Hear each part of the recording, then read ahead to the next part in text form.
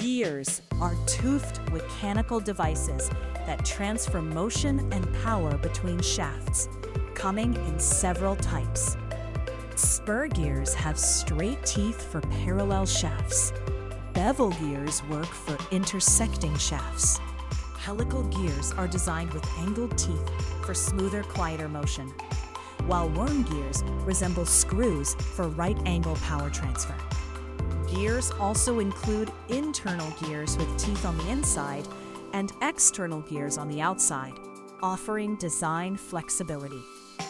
The gear ratio determines performance, calculated as teeth on the driven gear divided by teeth on the driver gear. Higher ratios slow output speed but boost torque. Lower ratios increase speed but decrease torque. Gears are essential in various applications, from vehicle transmissions to robotics and appliances. To maintain efficiency, gears require correct alignment and regular lubrication to avoid friction and wear.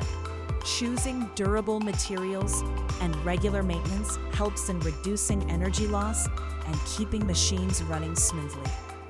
In advanced setups, compound gears and planetary gear systems are used to deliver high torque in compact designs.